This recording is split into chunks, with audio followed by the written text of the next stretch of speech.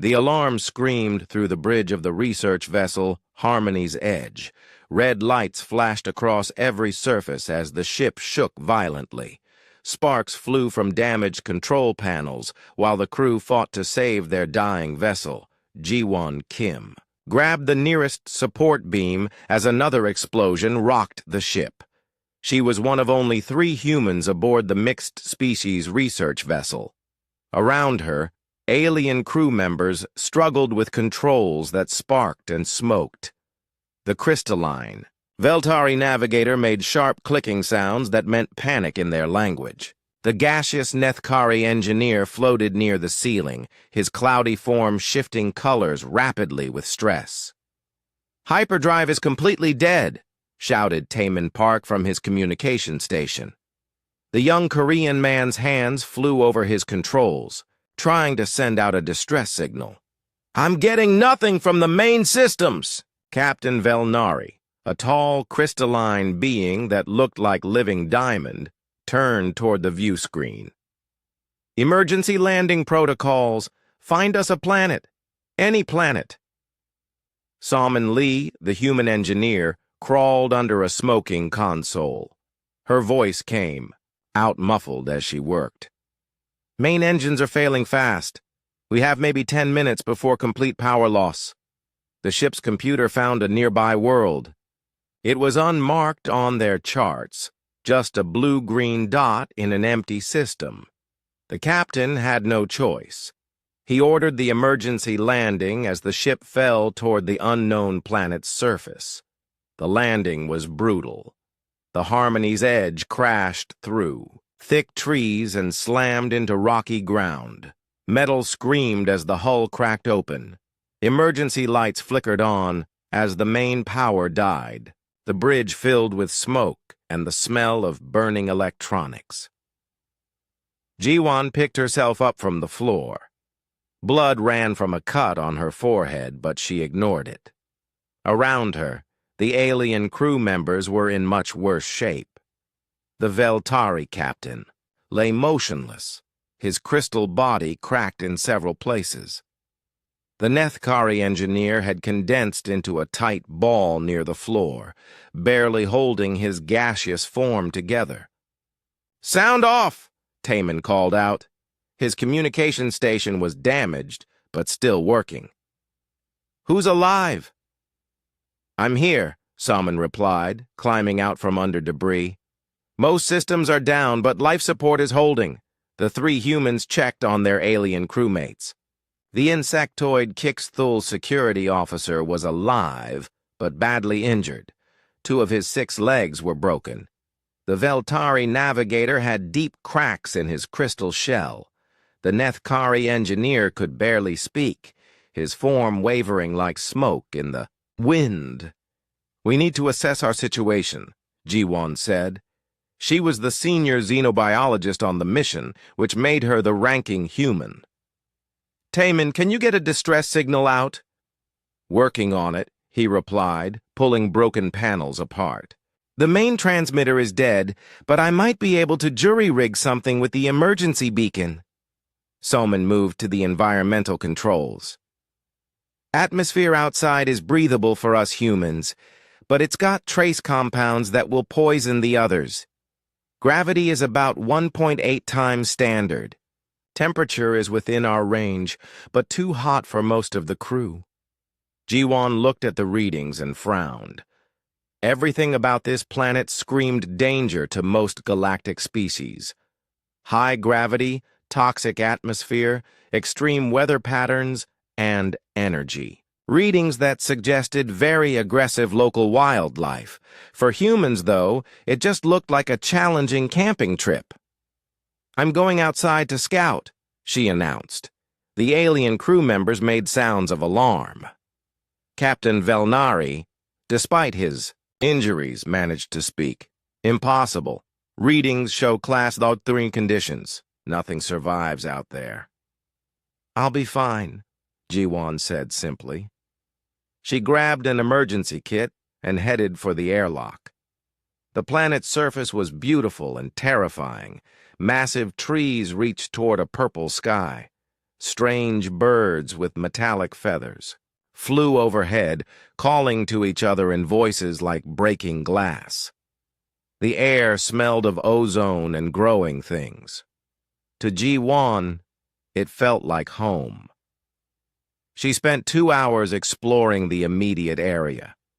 The local plants were mostly safe for humans to touch, though several species would kill other galactic life forms instantly. She found a freshwater stream and tested it, clean enough for human consumption after basic filtering. When she returned to the ship, the alien crew was amazed. "You were outside for 2 hours," the Kixthol officer clicked in disbelief. "Sensors showed temperature extremes and toxic readings." "It's a nice day," Ji-won replied. "Bit warm, but not bad." Meanwhile, Taemin had managed to repair the emergency beacon. "I've got a signal out," he announced, broadcasting on all council frequencies and the human emergency channel. The message was simple but urgent. Ship crashed on unknown world, mixed crew with injuries, immediate rescue required. Coordinates followed. The signal traveled through space, bouncing off relay stations and communication satellites. It reached the Galactic Council's monitoring station on Kepler 442b first. The duty officer, a nervous Veltari named Shard Singer, read the coordinates and immediately flagged the message as a false alarm. No ship could survive on a world at those coordinates. But the signal also reached Earth's Deep Space Command. Admiral Hana Cho was reviewing fleet positions when the emergency message arrived. She read it twice, then called up the coordinates on her star charts. "Oh, hell," she muttered. The planet was tagged in human databases as a Class 3 death world, one of the nastiest places their scouts had ever cataloged. But the message was real, and there were humans down there. She picked up her secure communication device. "Get me Fleet Admiral Yoon, Priority Alpha." Back on the crashed ship, conditions were getting worse. The alien crew members couldn't leave. The protective environment of the ship's emergency shelter. The air outside would kill them in minutes. The gravity was crushing their fragile bodies. Even the local background radiation was slowly poisoning them. But the 3 humans worked outside regularly. Soman repaired external sensors while Ji-won gathered food and water. Taemin climbed the ship's communication array to improve their signal strength. They worked in shifts, taking breaks only when the worst of the daily storms passed overhead. The alien crew watched through the ship's cameras, amazed. The humans moved around the deadly world like it was their backyard. They seemed comfortable, even happy. When a pack of wolf-like creatures with scales instead of fur approached the ship, Ji-won simply shouted at them and threw rocks until they left. "How are they doing this?" whispered the Nethkari engineer, his form barely holding together in the ship's artificial atmosphere. Captain Velnari had no answer. His people were among the oldest in the galaxy, but they had never seen anything like humans. These creatures from the death world called Earth seemed impossible. They thrived where others died. They were comfortable where others suffered. Days passed. The human emergency beacon continued broadcasting.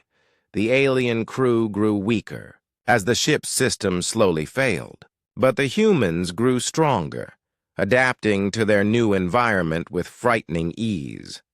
Ji-won discovered that several local fruits were not only safe for humans, but incredibly nutritious. Soman found ways to repair ship systems using materials from the crashed hull and local minerals. Taemin boosted their communication range by building a new antenna array from salvaged parts and metallic local vines. On the 7th day, Taemin's communication system picked up a response. It wasn't from the Galactic Council. It was from Earth. This is Admiral Hana Cho, Earth Deep Space Command. We have your position. Help is coming. Hold tight. The message was simple, but it carried a weight that made even the dying alien crew members feel hope. Earth was coming. The Deathworlders were sending help. Jiwon smiled as she looked out at the hostile planet that had become their temporary home. Soon her people would arrive. And when humans came to rescue their own, they didn't come quietly. The emergency session of the Galactic Council was called within hours of receiving the distress signal from the Harmony's edge. Representatives from dozens of species gathered in the Great Chamber on Nexus Prime. The air hummed with translation, devices working overtime as different species tried to understand the situation. Chancellor Velnari Prime stood at the center podium. Her crystalline form caught the chamber's lights and threw rainbow patterns across the walls. She was old, even for her long-lived species, and had seen many crises in her centuries of service. "The situation is clear," she announced, her voice carrying through the chamber's speakers. "The research vessel Harmony's Edge has crashed on an uncharted world. Our analysis shows the planet is a Class Thuth death world. No rescue is possible." Murmurs spread through the assembly. Class Thuthur was the highest danger rating in Council databases. Such worlds were considered uninhabitable by all known life forms. The very idea of landing on one was considered suicide.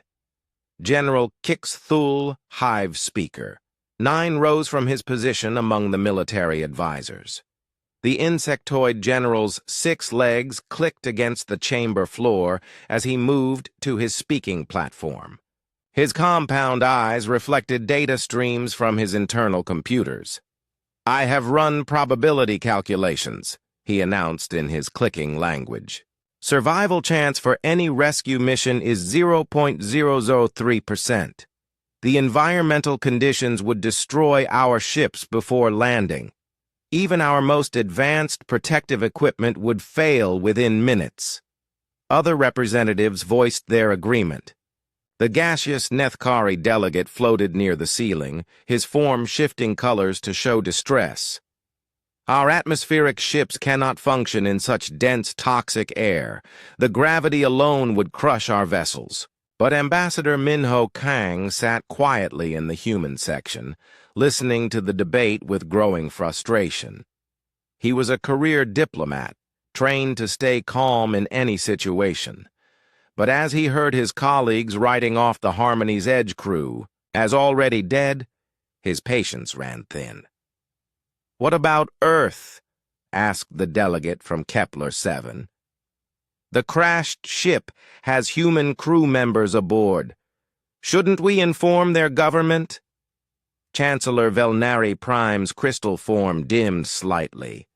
The Council had complicated feelings about humanity. Earth had joined the galactic community only 50 years ago, but they had already proven themselves to be unlike any other species. "Humans are different," she said carefully. "Their homeworld Earth is classified as a Class X death world. They have survived conditions that would kill most of us, but even they cannot survive on a Class Thuthur world." Ambassador Minho Kang finally stood up. "With respect, Chancellor, I request permission to contact Earth's Deep Space Command. They should know about their people." The chamber fell silent. Many representatives had heard stories about human military forces. They were said to be incredibly dangerous, willing to fight in conditions that would terrify other species. Some delegates worried about what humans might do if they learned their people were trapped. The humans would want to attempt a rescue, General Kexthul clicked nervously. "Their military doctrine does not account for acceptable losses the way ours does." "That's exactly the problem," added the Veltari military advisor. "Humans don't think rationally about survival. They take enormous risks for small gains." Minho kept his expression neutral, but inside he was amazed at how little his colleagues understood humanity. They saw human risk-taking as reckless when it was actually calculated courage. They mistook human loyalty for irrationality. "I still request permission to inform Earth," he said calmly. The debate continued for hours. Some delegates argued that telling humans would be cruel, since no rescue was possible. Others worried that humans might blame the Council for not acting quickly enough. A few suggested that human ships might actually have a better chance of survival, given their reputation for building incredibly tough vessels. While the Council debated, the situation on the crashed ship grew worse. Captain Velnari had fallen into a healing coma, his crystal body trying to repair the deep cracks. The Nethkari engineer could barely maintain his gaseous form in the ship's failing atmosphere system. Only the humans continued to function normally. Somin. Lee had figured out how to use local materials to patch the ship's hull. She worked outside in the crushing gravity and toxic air, welding metal plates while strange alien predators watched her from the forest. To her, it was just another repair job. To the alien crew watching through cameras, it looked like magic. Jiwon Kim had mapped the local ecosystem and found it surprisingly rich. Dozens of plant species were not only safe for humans, but nutritionally excellent. Several local animals were edible, though they looked like nightmares to most galactic species. She had even found medicinal plants that could help treat the injured aliens. Taemin Park continued broadcasting their distress signal while monitoring galactic communication channels. He picked up fragments of the council debate and shared them with his human colleagues. "They're arguing about whether to tell Earth we're here," he reported during one of their planning sessions. "Of course they are," Jiwon said with a bitter laugh. "They probably think we're already dead." "Are we?" Somin asked, only half joking. She was covered in alien mud and local plant sap from her latest repair work. "Not even close," Jiwon replied. "This place is dangerous, but it's not impossible. I've camped in worse conditions back home." Meanwhile, on Earth, Admiral Hana Cho had already made her decision. She didn't wait for council permission or official authorization. The moment she received the distress signal, she began preparing a response. "Get me Admiral Yoon," she ordered her aide, "and pull up everything we have on Class Dodin Worlds." Fleet Admiral Seojin Yoon arrived at Deep Space Command within the hour. He was a veteran of the Titan Wars and the Europa campaign, with decades of experience in hostile environment operations. When Hana briefed him on the situation, his response was immediate. "How many ships do we need?" he asked. "Sir?" Hana was surprised by the question. "How many ships to guarantee we get our people back?" Seojin clarified. "I don't care about council protocols or diplomatic concerns. 3 humans are trapped on a death world. How do we get them home?" Hana pulled up. Tactical assessments on her display. Class Dothin environmental conditions would require full atmospheric assault capability, heavy armor, redundant life support, overwhelming firepower to deal with indigenous threats. I'd recommend the 7th Deep Space Fleet minimum. "Done," Seojun said without hesitation. "Begin fleet mobilization immediately." "Sir, the Council hasn't authorized—" "The Council can debate all they want," Seojin interrupted. "But those are our people down there. We don't abandon our people. Ever." Back on Nexus Prime, Ambassador Minho Kang finally received permission to contact Earth. The vote was close, with many delegates still believing it was pointless. They gave him 1 hour to make his call before the Council would officially declare the Harmony's Edge crew lost. Minho activated his secure communication link to Earth. President Yoonji Nam answered the call personally, having been briefed on the situation by her military advisors. "Madam President," Minho began, "I'm calling to inform you that 3 of our citizens are trapped on a Class 3 death world following a ship crash. The Council believes rescue is impossible." President Nam was quiet for a long moment. "What does our military think?" "Admiral Yoon has already begun fleet mobilization," Minho replied. "He seemed confident we can bring them home." "Then we bring them home," the president said simply. "Is there anything the Council needs to know?" Minho smiled. "They should probably clear their shipping lanes. Admiral Yoon mentioned something about deploying the 7th Fleet." The call ended, and Minho returned to the Council chamber. The delegates were still debating the impossibility of rescue when he took his seat. He didn't interrupt their discussion. There was no point in explaining what was coming. On the distant death world, Ji-won received a new message through Taemin's communication array. It was from Admiral Hana Cho, and it was brief. "Fleet deployment authorized. ETA 72 hours. Prepare for extraction." Ji-won shared the message with her companions. Even the dying alien crew members seemed to gain strength from the news. Help was coming. Earth was sending ships. What none of them yet realized was that Earth wasn't sending a rescue mission. They were sending an invasion force that happened to have rescue as one of its objectives. The difference would soon become very clear to the entire galaxy. The 7th Deep Space Fleet assembled at Earth's Luna Station with military precision that impressed even veteran observers. Ships arrived from across the Sol system, each one built for one purpose: fighting in impossible conditions where other species couldn't survive. Admiral Hana Cho stood on the bridge of the dreadnought Indomitable, watching as the last vessels took their positions. The ship was massive, designed to deliver overwhelming firepower while surviving anything the universe could throw at it. Its armor was thick enough to withstand planet-killer weapons, and its weapon systems could glass continents. "Fleet status. Report," she ordered. Captain Hyunwoo Shin's voice came through the communication system from his assault carrier Retribution. "All ships ready for deployment. Atmospheric assault craft loaded and prepared. Ground forces standing by." The fleet was unlike anything most galactic species had ever seen. Where Council ships were elegant and efficient, human vessels looked like flying fortresses.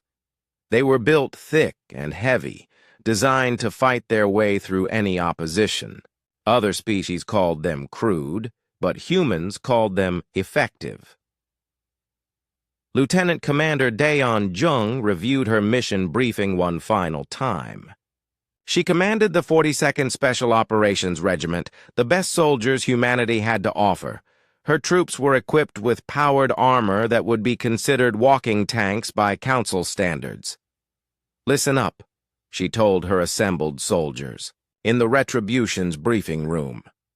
"We're going into a Class 3 environment to extract 3 humans and whatever alien crew is still alive. Environmental conditions will be hostile but manageable. Local wildlife is aggressive and large. Questions? Sergeant." Woo Bin Choi raised his hand.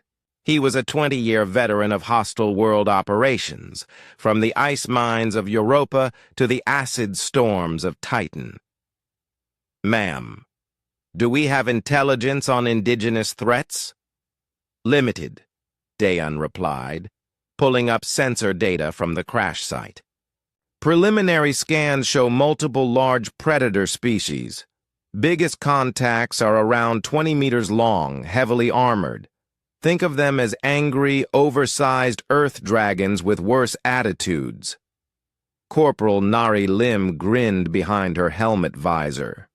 She was the squad's heavy weapons specialist and loved a good challenge. "Sounds like fun, ma'am. What's our time limit?" "Fast as possible," Daeon answered. "We go in hard, establish a perimeter, extract our people, and leave. No heroics, no sightseeing. This is a grab-and-go operation. The soldiers nodded. They had trained for scenarios like this their entire careers. Hostile world extraction was a standard human military operation, even if it seemed impossible to other species. Meanwhile, in the fleet's medical bay, Dr. Ji-hee-oh studied every piece of data about the crash site. As the fleet's chief xenobiologist, she was responsible for keeping everyone alive once they landed. Her preliminary analysis was troubling. The planet's ecosystem is incredibly dangerous, she reported to Admiral Hana during the final briefing. The atmosphere contains compounds that would kill most council species in minutes. Local fauna shows extreme aggression and size. Even plant life is hazardous. What about our people? Admiral Hana asked. They should be fine, Dr. Jie replied. Environmental conditions are well within human tolerance. Actually, readings suggest they might be thriving down there. The planet has a rich biosphere that's surprisingly compatible with human physiology. Admiral Hana nodded. And our operational requirements? Overwhelming force, Dr. Jihye said without hesitation. Don't give the local predators time to organize. Get in, secure the area, extract everyone, and sterilize our landing zone before leaving. We cannot allow any indigenous life forms to get samples of our technology. The Admiral smiled grimly. Sterilization protocols meant turning several square kilometers of planet surface into molten glass. It was standard procedure for Deathworld operations, though it always made Council observers nervous. Back on the crashed ship, conditions continued to deteriorate. The alien crew members were slowly dying despite the humans' best efforts to help them. The ship's medical bay was failing, and none of the local medicines Jiwon had found could help non-human biology. Captain Velnari managed brief periods of consciousness, during which he watched the humans with growing amazement. They moved around the deadly planet like it was their natural habitat. They seemed comfortable in conditions that were killing his crew. How? He whispered during one of his lucid moments. Jiwon looked up from the medical readings she was reviewing. How what, Captain? How are you surviving? This world should kill anything that lands on it. Jiwon shrugged. It's not that bad. Bit hot. Gravity's heavy. But we've dealt with worse. Earth isn't exactly a gentle planet either. The captain's crystal form flickered with confusion. He had read reports about Earth, but experiencing human adaptability firsthand was different. These creatures didn't just survive impossible conditions, they seemed to enjoy them. Taman's communication array picked up increasing traffic from Council space. Ships were moving, but not toward their location. Instead, the Council was pulling vessels back from their area, creating a buffer zone around the entire system. They're scared, he reported to his companions. Council forces are retreating from this whole region of space. Of what? Salman asked, looking up from her latest repair work. Us, Jiwon said quietly. They're scared of what Earth is sending. She was right. Council intelligence had detected the human fleet's movement and were horrified by what they saw. The 7th Deep Space Fleet was larger than most species' entire military forces. It carried enough firepower to destroy entire worlds, and it was all heading toward one crashed ship. Ambassador Minho Kang faced increasingly frantic questions from other Council delegates. They couldn't understand why humans would deploy such massive force for a simple rescue mission. Why so many ships? Demanded the Nethkari representative, his gaseous form shifting colors rapidly with anxiety. It's only 3 people. You don't understand, Minho replied calmly. They're our people, That makes it personal. The concept was alien to most council species. They understood duty and obligation, but human loyalty was something deeper. Humans didn't abandon their own, ever, regardless of cost or risk. Chancellor Velnari Prime called Minho to a private meeting. Her crystal form was dim with worry as she spoke. "Ambassador, our military analysts are concerned. Your fleet appears to be equipped for planetary assault. This seems excessive for a rescue operation." Minho chose his words carefully. "Admiral Hana believes in being prepared for any situation. The planet is classified as Class Thuban. She wants to ensure mission success. But the firepower readings we're detecting could destroy entire continents. Surely this is unnecessary." "Is it?" Minho asked. "How many ships would you send to guarantee the safe return of your people? How much firepower would you deploy to make absolutely certain they came home?" The Chancellor had no answer. Council military doctrine was based on acceptable losses and cost-benefit analysis. Human military doctrine was apparently based on bringing everyone home regardless of what it took. On the Death World, G1 received another message from Admiral Hana. It was longer this time, with detailed extraction procedures and safety protocols. As she read it, she started laughing. "What's so funny?" Taman asked. "They're treating this like a major military operation," G1 replied. "Orbital bombardment to clear landing zones, full atmospheric assault deployment, scorched earth protocols. For cleanup." Salman looked up from her work. "For us?" "For us," G1 confirmed. "They're coming in with enough force to conquer a small nation just to pick up 3 humans and some injured aliens." The alien crew members who were still conscious listened to this conversation with growing amazement. Their own species would have written them off as acceptable losses, but humans were apparently willing to deploy military forces that could threaten entire worlds just to save 3 of their own. The final message came 12 hours before the fleet's arrival. It was from Admiral Hana personally, and it was simple. "Stay down and stay covered. When we arrive, things are going to get loud." Jiwan shared the message with everyone, including the alien crew. Captain Velnari's crystal form flickered with what might have been amusement. "Your people," he whispered, "are completely insane." "Yes," Jiwan agreed cheerfully, "but we're insane in a very effective way." Outside the crashed ship, the planet's predators seemed to sense that something was coming. The largest creatures had begun gathering near the crash site, drawn by instincts they didn't understand. They were about to learn why most species in the galaxy were very careful about threatening humans. The rescue fleet was still hours away, but its message was already clear.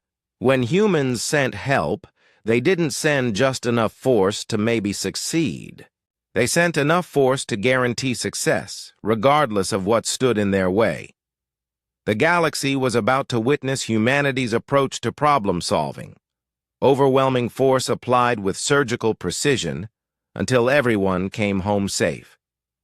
The 7th Deep Space Fleet dropped out of hyperspace with a sound like reality tearing apart. The massive ships appeared in perfect formation around the Death World, their arrival registering on sensors across 3 star systems. Space itself seemed to bend around the fleet's combined mass. Admiral Hana Cho stood on the bridge of the Indomitable, watching the planet grow larger on her screens. Sensor readings confirmed what they already knew. This world was trying to kill everything on it. Perfect conditions for a human military operation. "All ships, begin orbital bombardment of designated target zones," she ordered. "Clear those landing areas." The fleet's weapons lit up the darkness of space. Particle beams and kinetic projectiles rained down on the planet's surface, targeting the largest concentrations of predators around the crash site. Mountains turned to glass. Forests became burning craters. The bombardment was precise but overwhelming. The planet's surface. The ground shook as massive explosions lit up the horizon. Ji-won and her companions had taken shelter in the deepest part of their crashed ship, following Admiral Hana's advice to stay down and stay covered. The alien crew members watched through the ship's sensors in amazement and terror. Captain Velnari's crystal form flickered as he tried to process what he was seeing. "They're destroying the entire region," he whispered. "Just clearing the landing zones," Ji-won replied calmly, checking the bombardment patterns on her portable display. "Standard human military procedure for hostile environment operations." The bombardment lasted exactly 30 minutes.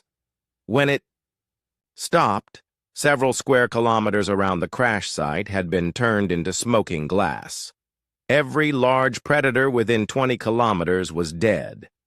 The humans had announced their arrival by reshaping the local geography.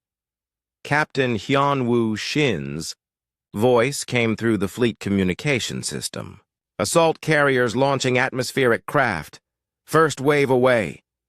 The Retribution and its sister ships opened their massive launch bays. Atmospheric assault craft emerged like angry insects, their engines screaming as they dove toward the planet. These ships were built like flying tanks, designed to survive anything from acid rain to plasma storms.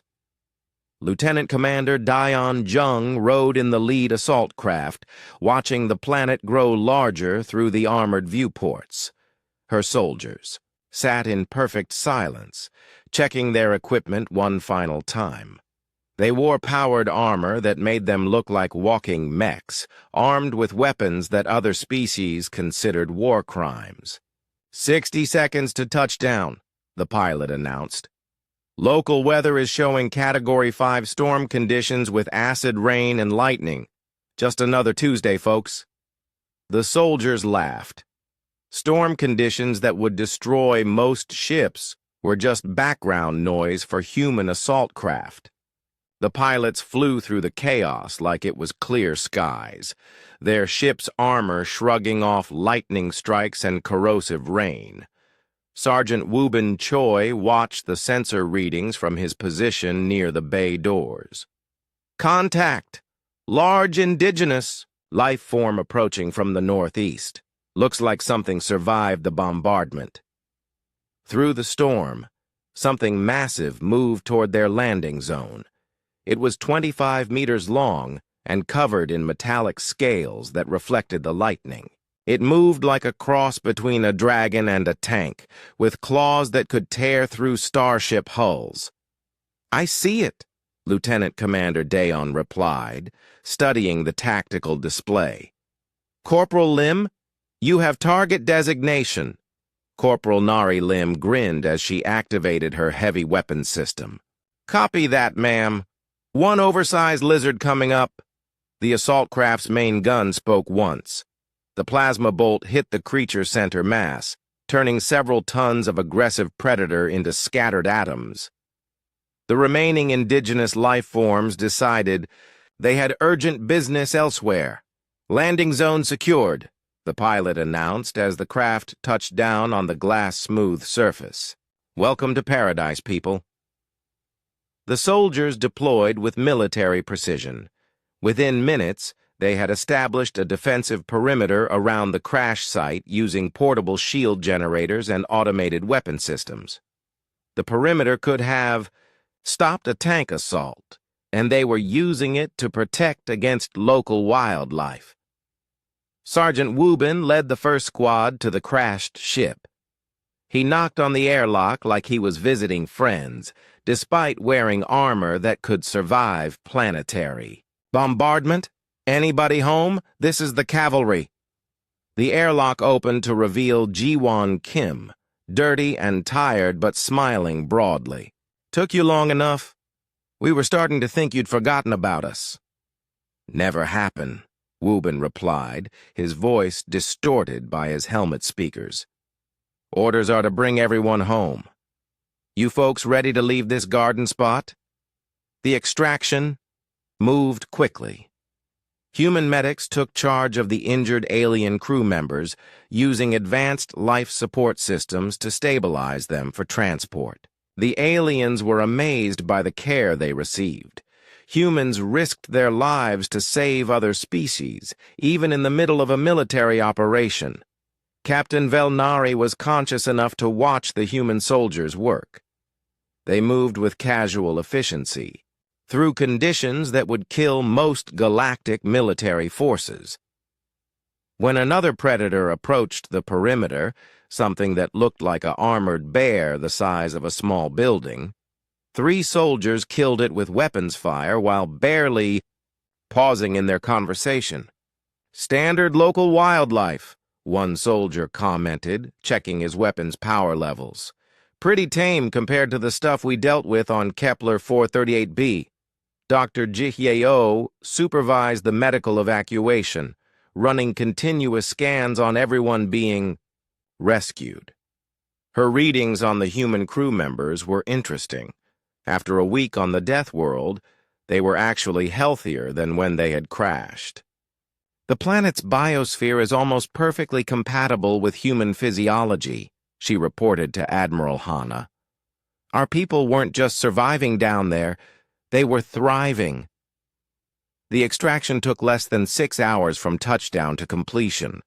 The human forces moved like a precision machine, securing the area, evacuating everyone, and preparing for departure. They worked through storms that would ground most aircraft and environmental conditions that would kill most soldiers. As the last assault craft lifted off, Lieutenant Commander Dayon activated the area denial system. The crash site and everything within 5 kilometers was about to become very hot.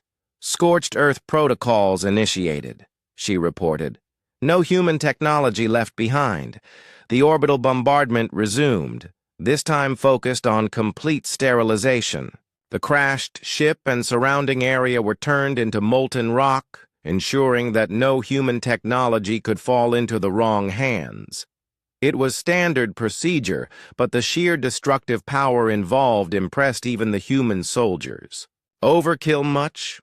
Corporal Nari commented, watching the surface burn from orbit.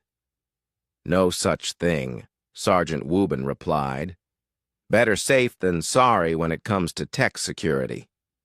The rescued alien crew members watched the bombardment from the safety of the fleet's medical bay.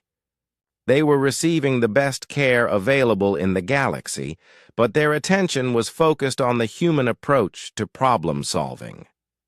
Captain Velnari, now stabilized and conscious, spoke to Dr. Jihye.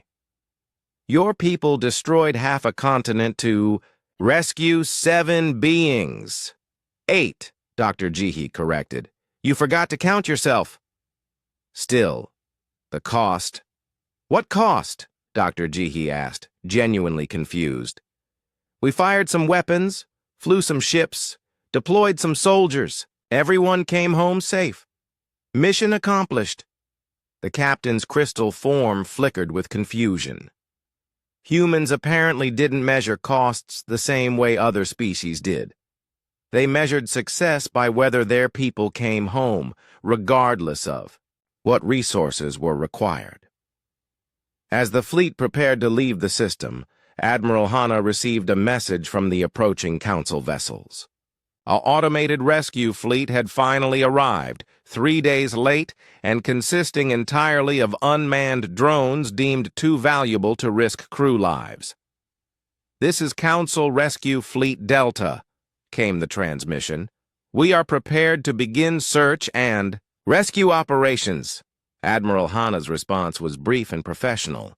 "Council vessels, this is Admiral Cho. Survivors recovered. No casualties. Area sterilized. Returning to base." The drone fleet's sensors detected residual energy signatures from the human bombardment. Their analysis showed that the humans had deployed enough firepower to destroy small moons just to rescue 8 beings from a crashed ship. The message spread through Council communication networks within hours. Humans had treated an impossible rescue mission like a routine military exercise. They had deployed overwhelming force, completed their objective with 0 casualties, and left nothing behind but smoking craters. For the first time, the galactic community began to understand what human military doctrine actually meant. It didn't mean acceptable losses or cost-benefit analysis. It meant bringing everyone home, no matter what stood in the way. The 7th Deep Space Fleet began its journey back to Earth, carrying 8 rescued beings and a message that would reshape galactic politics. When humans detected a distress call, the response wouldn't be a rescue mission. It would be an invasion force that happened to rescue people along the way. The galaxy had just learned why most species were very careful about threatening human civilians. Not because humans were cruel or violent, but because they were loyal beyond all reason and had the military power to back up that loyalty with overwhelming force. The journey back to Council space took 3 days. During that time, the rescued alien crew members had plenty of opportunity to process what they had witnessed. The human medical bay was unlike anything they had ever experienced. Advanced technology, operated by people who genuinely cared about their patients' welfare. Captain Velnari found himself in a private room designed for crystalline life forms. The medical equipment monitoring his condition was more sophisticated than anything in Council medical facilities. But what impressed him most was the attitude of his caregivers. Dr. Jihi-O checked on him personally every few hours, despite having hundreds of other duties. She explained each treatment, asked about his comfort, and seemed genuinely concerned about his recovery. This wasn't the cold efficiency he expected from a military operation. "Why are you doing this?" he asked during one of her visits. "Doing what?" Dr. Jihe replied, adjusting his environmental controls to match his species' optimal conditions. "Caring for us. We're not your people. We're not even your allies, really. Yet you deployed a fleet that could conquer star systems just to rescue us." Dr. Jihe paused in her work and looked at him directly. "Because you needed help. That's what people do. They help each other when they're in trouble." The captain's crystal form flickered with confusion. "But the cost? The resources?" "What cost?" she asked again. "We have ships, so we used them. We have soldiers, so we deployed them. We have medical facilities, so we're using them. Everything we used can be replaced. You can't be replaced." This concept was alien to most Council species. They thought in terms of cost-benefit analysis, acceptable losses, and resource management. Humans apparently thought in terms of simple moral imperatives: help those who need help, protect those who need protection, bring everyone home safe. In another part of the medical bay, the Nethkari engineer floated in a specially designed atmospheric chamber. His gaseous form was slowly regaining coherence after nearly dissipating on the death world. Nurse Bora Song monitored his progress with equipment that had been specially modified for his unique physiology.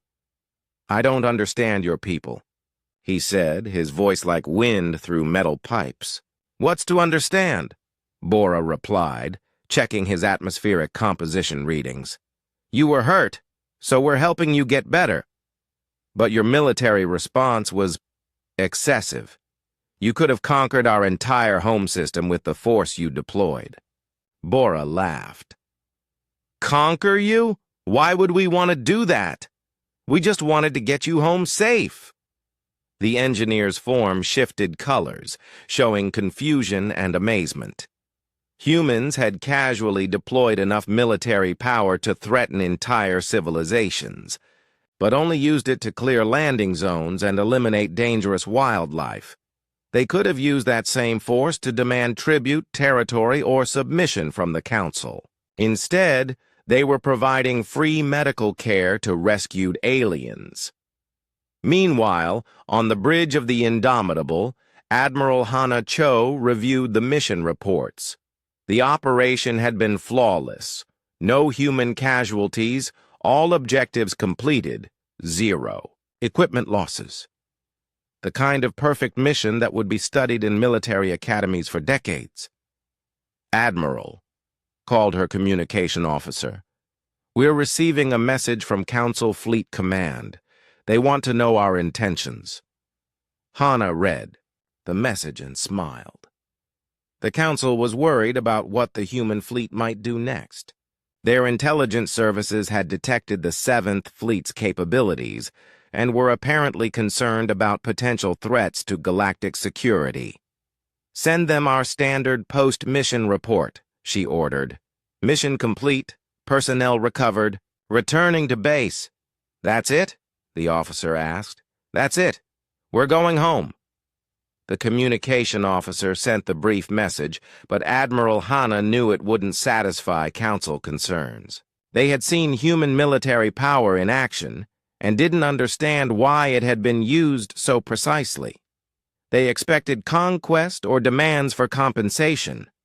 Instead, they got a simple status update and a fleet heading home. As the human ships reached the edge of Council space, they encountered the delayed Council rescue fleet. The automated drones had finally arrived at the crash site, only to find nothing but cooling glass where a planet's surface used to be. The drone fleet commander, operating from a safe command ship several light-years away, sent a formal query to Admiral Hana. "Human vessels, please explain the destruction of indigenous environment during rescue operations." Admiral Hana's response was characteristically direct. "Standard sterilization protocols. No human technology left behind. No indigenous threats to future operations. Area secured and neutralized." The drone commander reviewed the sensor data from the bombardment zone.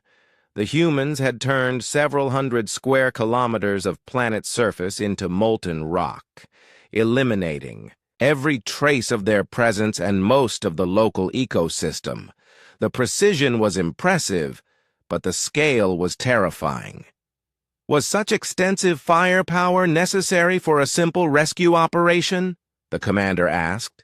"Define necessary, Admiral," Hana replied. "We brought our people home with 0 casualties. Mission accomplished." The exchange was recorded and transmitted throughout Council space within hours. Military analysts across dozens of worlds studied the data, trying to understand human tactical doctrine. Their conclusions were unanimous.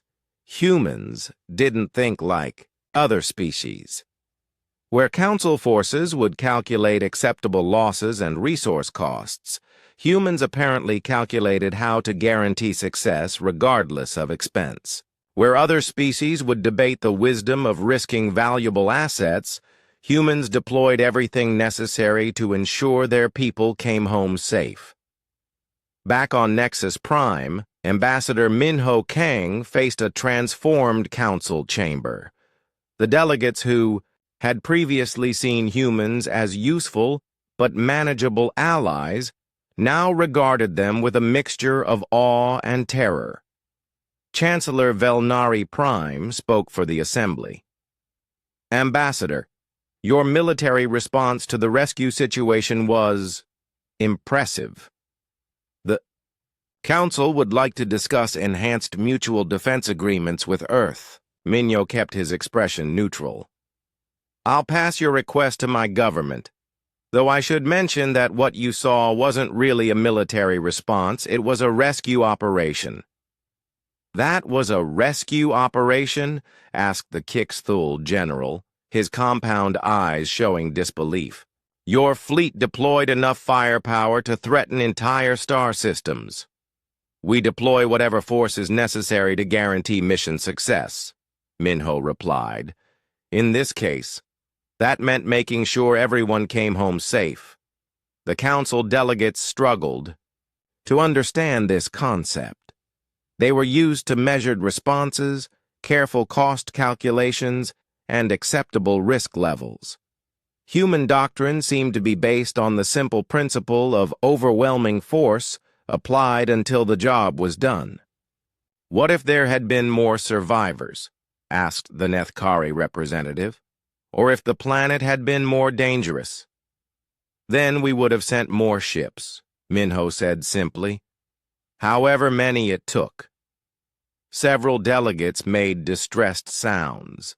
The idea of humans escalating their response to match any threat level was deeply unsettling. It implied that human military doctrine had no upper limit, no point at which they would accept defeat rather than increase their commitment. Fleet Admiral Seojun Yoon addressed this question directly when he spoke to the Council via communication. Link from Earth. You seem confused about our response scale, he said. Let me clarify. When our people send a distress call, we don't send what we can spare. We send whatever it takes to bring them home. Period. The council chamber fell silent as delegates processed this statement. They were beginning to understand that human loyalty wasn't just an admirable trait, it was a military doctrine that could reshape galactic politics. Chancellor Velnari Prime asked the question everyone was thinking. And if a rescue required the full Earth fleet? If it meant deploying your entire military? Admiral Yoon's answer was immediate. Then we deploy our entire military. The size of the response depends on the size of the problem, not the size of our military budget. 6 months later, Dr. Ji-hee-oh published her research on the Class C Deathworld incident. Her paper became required reading at every military academy in council space. The key finding was simple but revolutionary. Humans didn't just survive in impossible conditions, they used those conditions as training environments. The paper revealed that Earth's military regularly conducted exercises on worlds that would kill most galactic species. What the Council considered an apocalyptic survival scenario, humans considered challenging but routine training. The planet where the Harmony's Edge had crashed was actually less dangerous than several worlds where human soldiers did basic training. The galactic community slowly came to understand what Deathworlder really meant. It didn't just mean humans came from a dangerous planet. It meant they had evolved to thrive in conditions that would kill everything else, and they had built their entire civilization around the assumption that hostile environments were normal. New phrase entered galactic common language. Deathworlders sent an armada of fury. It described the human approach to problem-solving.